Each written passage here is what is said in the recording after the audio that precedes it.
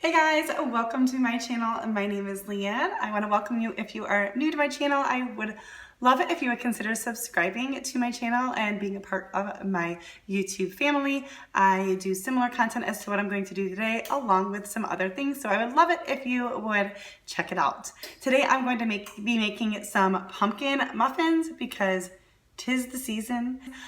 These are muffins made with coconut flour. We don't do strictly gluten-free, but I don't usually use white flour for anything.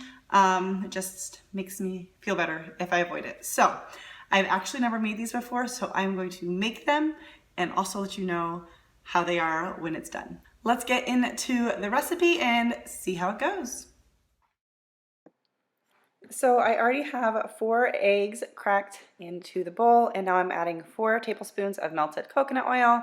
My coconut oil was somewhat melted in the container as is, so I didn't actually have to melt that.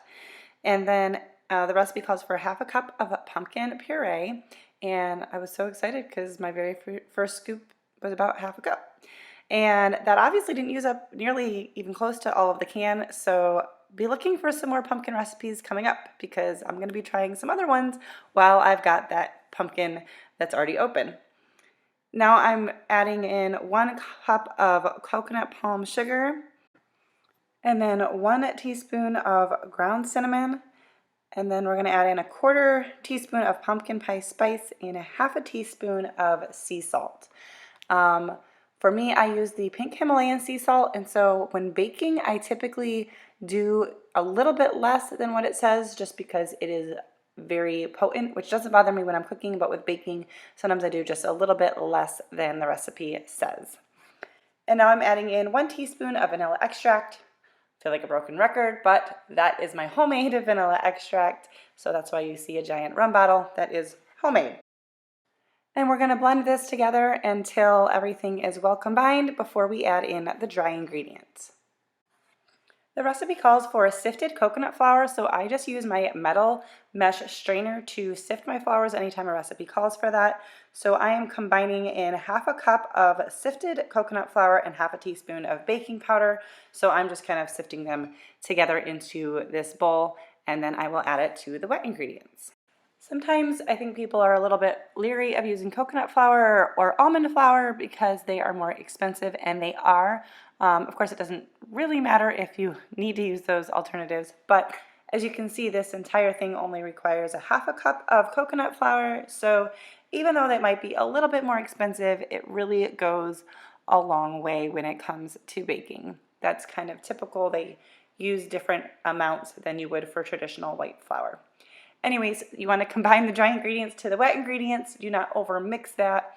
And the recipe just says to grease a muffin pan, but I am lining them with the paper liners, and then I do also spray them with coconut spray, although I don't know how necessary that is. And this recipe did make 12 muffins, so I am just filling them up as you would. Now, this is a little bit of a thicker batter than you would find in other muffin batters. It's the same thing if you saw my grain-free banana bread that I recently made, and I posted a video. I will include a link for that video as well. But it's just thicker. It just works a little bit differently, but it's still good. It works great.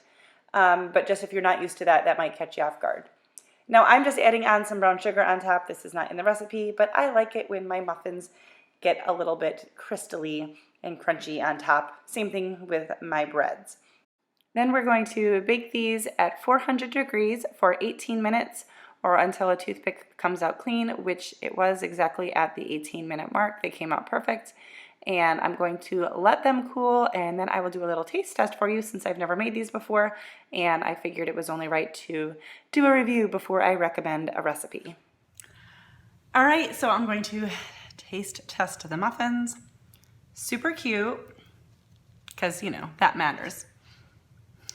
They don't expand like other muffins do, and I'm sure that has to do with probably the coconut flour, because the same thing happens when I use coconut flour or almond flour with breads.